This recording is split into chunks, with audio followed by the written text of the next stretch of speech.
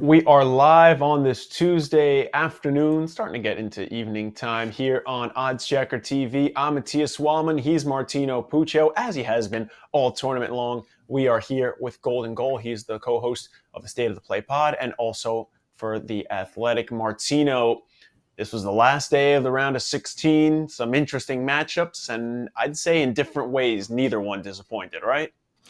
No, I mean, this is the thrilling side of football. You could see a game not really have any goals and still be awesome in terms of intensity, and then you have what just happened with Portugal and Switzerland, which was just goals galore. Mm. And like you mentioned, it's very different ways. The range that this sport provides is something to marvel at. Let's start with the first game of the day. I'd say this was the most exciting game between the two for different reasons, though. Morocco continues to shock the world. They get by Spain in penalties. You warned everyone to maybe look at method at victory for both this game and the other one. It did come true for one of them. We missed completely on basically everything for this game, but it doesn't matter because Morocco has just been so much fun in this tournament. Yeah, I mean, again, this is just a lack of finishing with it. I know I harped on it for Spain the entire time. I mean, this was one of the favorites out of Europe, out of the European teams, because it was them, England, and France that were considered to be that. And here we are again with Spain getting knocked out in penalty kicks, arguably just as poor as Japan on them. I mean, to three saved, it wasn't even close. So back-to-back tournaments now where they're knocked out like that. Just saying, if you look towards 2024, that might be in the back of their brains. So that's just something for a future bet. But yeah, I mean, Morocco, what can you say? I mean, just they were still creating chances, even when Spain had possession towards the end of extra time and even the regulation. Morocco was holding firm, eerily similar to the way Saudi Arabia was against Argentina at that point. It was just almost every single time something came into a box, there's a goal line clearance, there's great clearances inside the box, no stupid fouls. Morocco fully deserves this, and this has been one of the greatest performances from an African team in the World Cup. And they have an opportunity to be the first ever side to reach the semifinals from Africa. So it's incredibly exciting stuff if you don't understand the context of it, if you're kind of new to this sport. But what Morocco is doing is one of the more special runs that you'll see in a tournament like this. Yeah, absolutely. And like they mentioned, 100 times on the broadcast, I'm sure you heard too, they're the first African side to reach a quarterfinal since 2010. Of course, that infamous Ghana and Uruguay game that we've talked about so many times on the World Cup. I mean, just an awesome storyline between, the connection between a lot of these Moroccan players and Spain as well is just so cool to watch it unfold this way. You talked about it. Spain had so many chances to win this game. A couple of them were in regulation, and then they had like 3 or 4 chances in extra time. But again, tip of the cap to Morocco, a gutsy win. You get this far into the tournament at this point, Portugal looked really good. We'll talk about it in a second. But at this point, there's no reason to doubt that Morocco can't swing with them. Because that was really the question we had coming into this game, right? Is Morocco's been so good, but how weak we saw Belgium. Croatia was, kind of up and down. Could they hang with the big boys? They didn't just hang with the big boys. They beat one of the big boys. So big hats off to Morocco on that one. And the second game that we saw, one that just went final, we had a lot of doubts about Portugal for this game, and they silenced us and pretty emphatically. I mean, what can you say about this game besides just, damn, this Portugal team is starting to put things together, and finally. This is why we say check the lineups. Cristiano Ronaldo was sat. They don't score 6 if he's starting. There's a lot of plays within this game that you see he can't provide, right? So if Ronaldo's in, it's got to be the creativity has to be there to give him opportunities to finish these chances. He can't run in behind the defense. He's not quick enough on counters to crash the net to get a header. You saw it with Rafael Leao's pass that went right by him. He was expecting him to be there on time. They were just a lot more fluid. And Gonçalo Ramos, I mean, you get a hat trick in one of the biggest substitutions or managerial decisions you'll ever see in World Cup history to bench one of the greatest players of all time. And it came with the first hat trick in the knockout stages since 1990. Just truly incredible. And now this changes the entire outlook for Portugal the rest of the tournament. because they have to start Gonzalo Ramos. They can't play Cristiano Ronaldo from the start anymore. Today was indicative What a of it. wild sentence, right?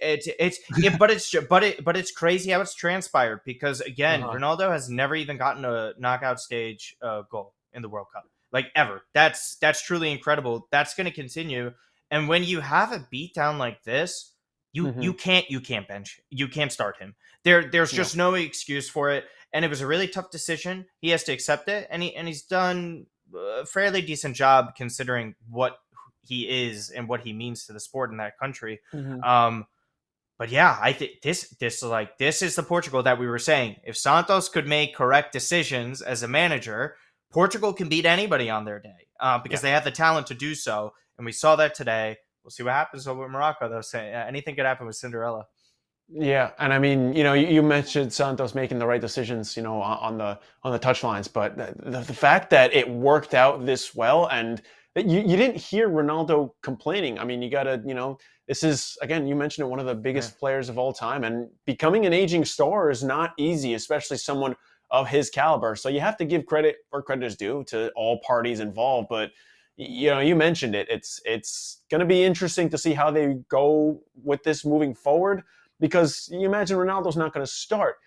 But what I'm looking at is, how do his odds kind of adjust moving forward in terms of an anytime goal scorer? Because obviously his odds are going to be a lot higher if he's better rested. Is that maybe an angle to look at here? I guess we thought that when he wasn't playing much at Manchester United, and I guess it's kind of been the opposite of he's too rusty. And that affects him. Not enough game time. Like he was the one goal that he put in the back of the net. He was like a mile offside just to even get there, and the defender ended up pretty much almost catching him. That's an incredible head start for any professional athlete, let alone Ronaldo. For me, anytime goal scorer stuff, I was trying to look at it pre-match once I saw that he got benched and he wasn't put in there as one of the options because at that point. Books will start locking stuff like that because nobody knew that. You knew Fernando Santos was saying that he didn't like his attitude after coming off in the game against South Korea. Maybe Santos knew this all along. That's why he started him against Korea, because he wasn't going to start him in this one. There is that possibility. And again, it's hard when an athlete like this falls off a cliff. This is kind of what Max Kellerman was talking about with Tom Brady. This is the cliff he expected, but it happened to Ronaldo instead of Tom Brady. And 10 years later, right? 10, over a decade later, exactly. We didn't exactly do too well in terms of our bets today. I will take kind of a consolation prize for both teams to score. I will say, I only bring this up because of the wording. I think you said that under 2.5 was probably the safest bet of them all, something along those lines. But I mean, what are you gonna do? You win some, you lose some. Hey. But I also have said, check the line. I think it matters, at least with the Ronaldo stuff. You said Bruno anytime assist or goal too. So hey, you got some wins in there too. But hey, there are wins in there. But again, no, we take the L for this. I mean, there were 7 goals, but just this is exactly why you check lineups because I'm sorry, they don't score 6 goals with Ronaldo starting. Yeah, because when's he make those? I don't disagree.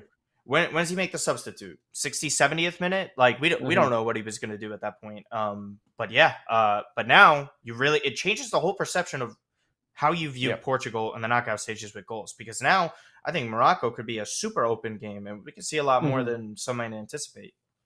Yeah, well, the line just came out on that one. We're going to get to that in a second. Just a reminder, if you're watching us live on Twitter or YouTube, drop your comments. Drop your biggest bets that you've hit as well in this, either this stage, the games today, or just in general in the tournament. We'll give you a shout out here on Golden Goal, or if you have any questions or predictions, let us know and we'll give you some of our thoughts on that. Also, don't miss out on an opportunity to win $500 again for December to help you out with your holiday spending. All you have to do is subscribe to our YouTube page, and then you can comment on any video for a second entry. Also, if you want to head over to our Instagram page, we're giving away $100 every single day. So if you don't win today, you can enter tomorrow as well.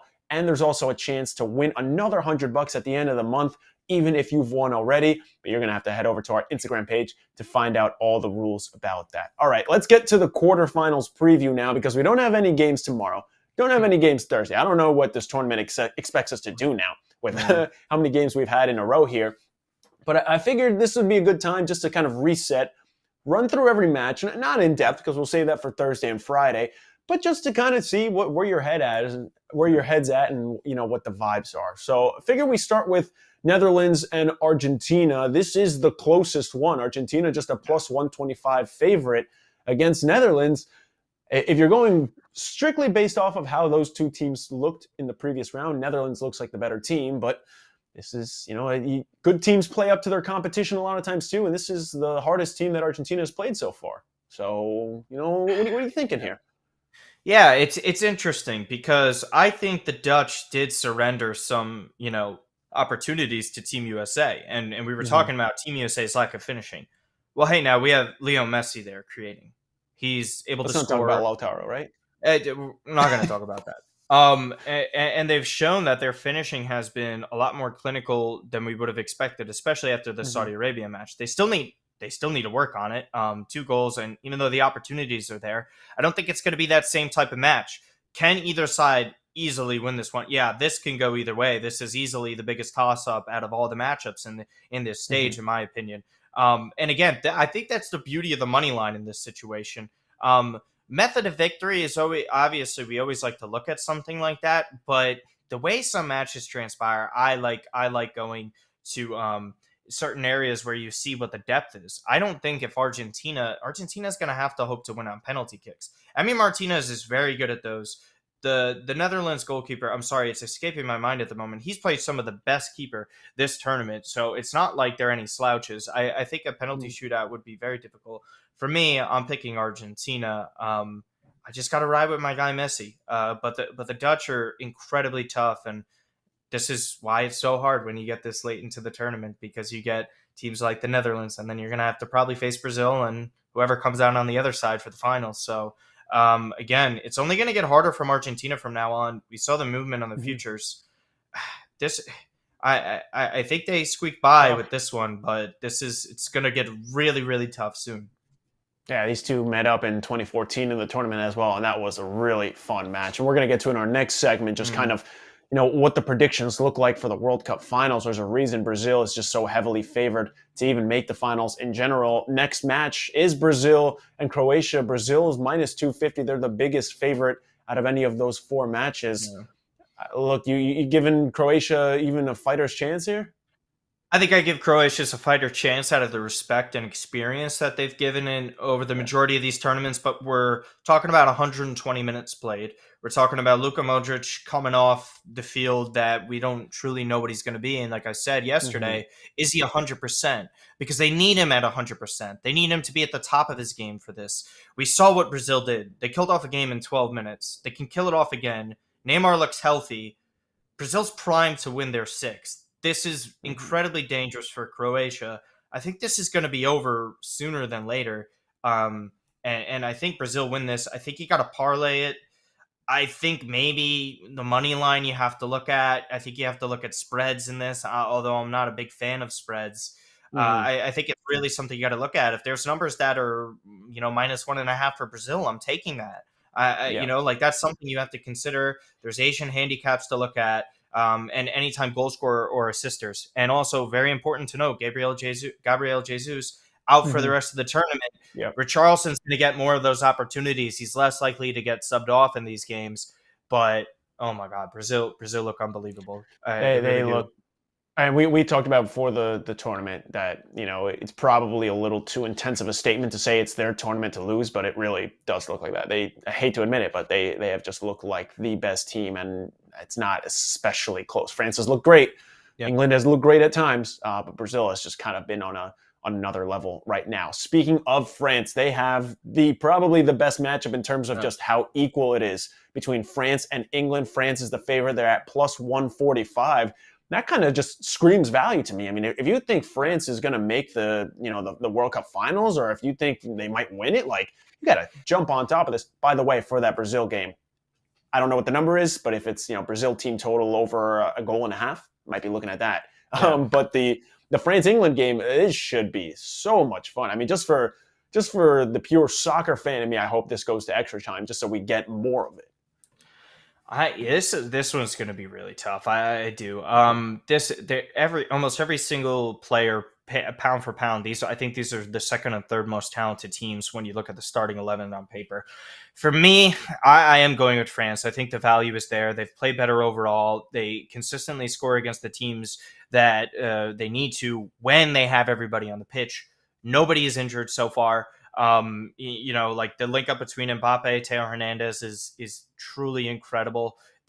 Probably the best fullbacks that are playing in the World Cup are in this match as well. So you're going to see a lot of activity on the flanks. And again, I think England is going to try and hit them on counterattacks. They've done very well in that area. But this is a huge spot for super young players like Jude Bellingham to really turn the tide. Do I necessarily see that happening? I wouldn't. I would say the midfield matchup is vital, and I think England has the advantage there. Everywhere else is the edge towards France. Maybe goalkeeper's a little even because I don't think I think Lloris is still a little shaky, but I think France Pickford's had a nice tournament so far. Mbappe is unbelievable. And again, when you get to knockout football, just inevitable. One goal margins. This is I didn't get a chance to see Pele. You didn't get a chance to see him. This is the Pele of our lifetime. Like this guy is going to be the best World Cup player that we've seen, and it continues to be that way. And again, I guess if you didn't have him as player of the tournament, take it now. I do think this will be their toughest one. I do think they'll have extra motivation to face Portugal if they were to face them in the semifinals. So if we talk in futures again, France value across the board is for me right now is what I look at. Yep, and we are going to get to World Cup odds in just a second. Just our last match, we talked about it a lot. Portugal, the line just came out for them, and Morocco. Talk about luck of the draw as well. I mean, England, France is just unlucky for both of them because of the quality. And you look at Portugal and Morocco. Portugal right now a minus 150 favorite. I know we talked about it a lot. Just tell me real quick, what you're thinking here. Listen, lineups first of all. Secondly, Ronaldo's likely sitting this at this point after that performance. So I think we can expect some goals here. So first thing I'm really looking at is like over 2.5. Team totals are something I'm looking at as well that you just like mentioned. If you can get over 1.5 for Portugal in this, that's great. But yeah, and again, if you think a team is going to qualify like Morocco, I think you're better off looking at method of victory in extra time or penalties. To beat them in the 90 minutes, it's going to be really, really difficult. But do not count Morocco out. I do think it's tough with the underdogs because England's won, but I do think they're one of the better underdogs in this by value. I think Morocco has a much better chance against Portugal than Croatia does against Brazil, and by a mile. I agree 100%.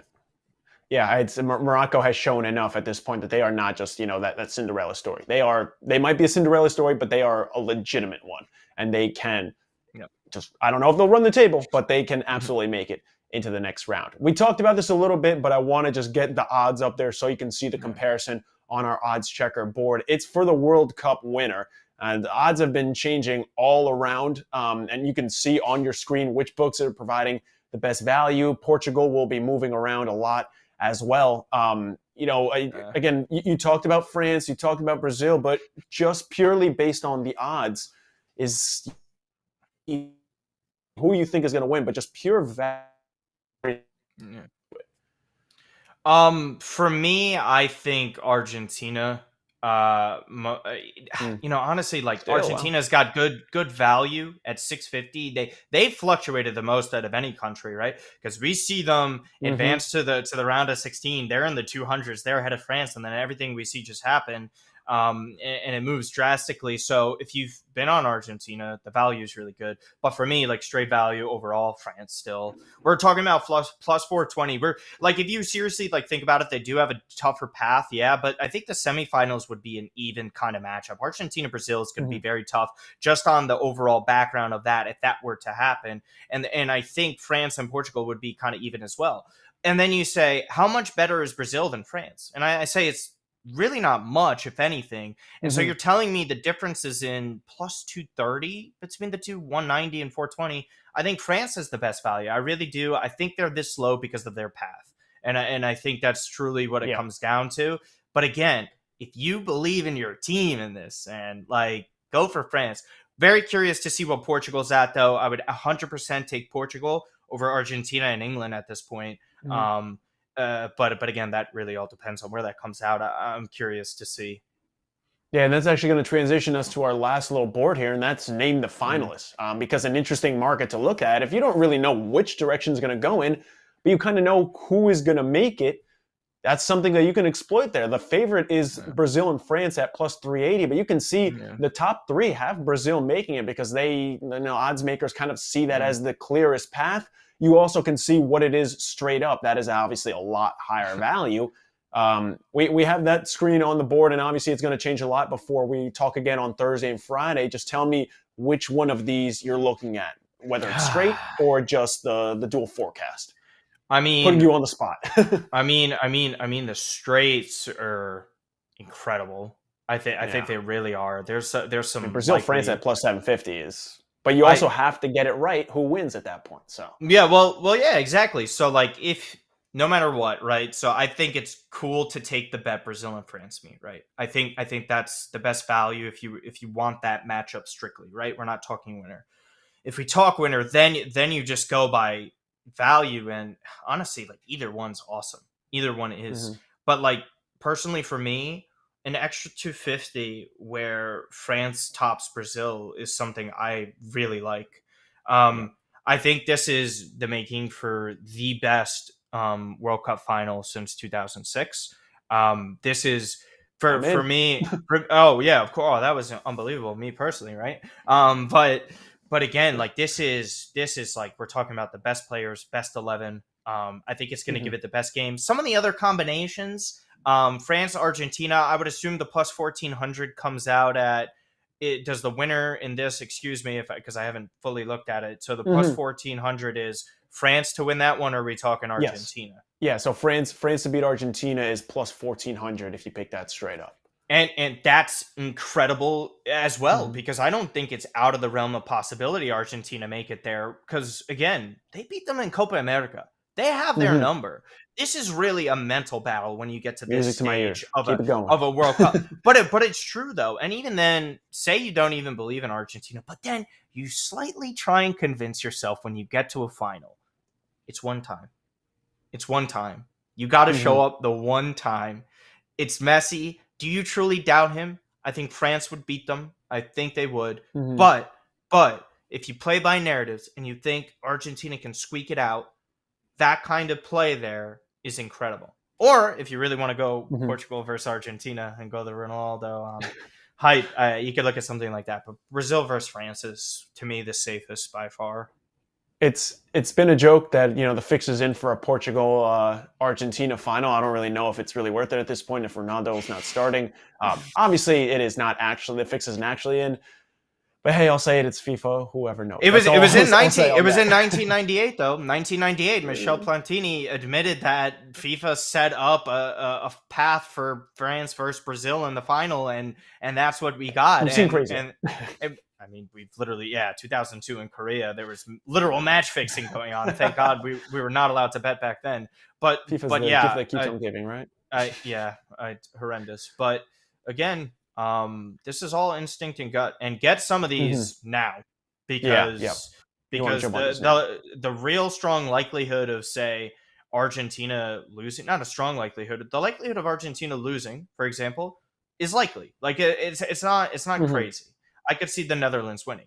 At that point, the Brazil odds shift drastically in terms of Hmm. everything, talking about Yeah. matchups in the final and stuff like that. So again, before the game start, this is when you get the value. And I just Hmm. like to mention one last thing. Brazil, look how much they moved when I said you got to get them in soon for the overall winner. They're plus 190 now. That's only going to potentially plummet if I think they're Argentina at bow out. 330 before our last show. So, And yep, that's significant. steady movement. I think if they Yep. reach that semifinals officially, you see a drop to like 110, or even in Hmm. the minus 110 area as well. I think it starts to get to that point. Yeah, I agree with a point you made before that France probably beats Argentina in the finals if we get there, just based off what we've seen.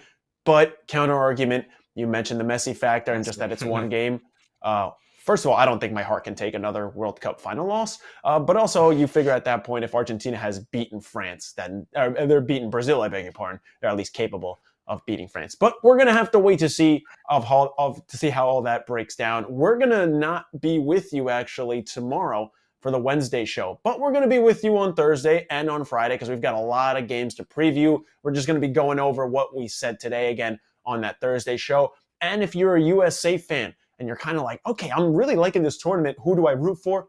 We've got your answer for you on Thursday. You'll just have to join us same time, same place. He's Martino Puccio. I'm Matias Weilmann. It's been an honor so far. We're keeping it going for the rest of the tournament. Stay locked with us on OddsChecker TV and Golden Goal.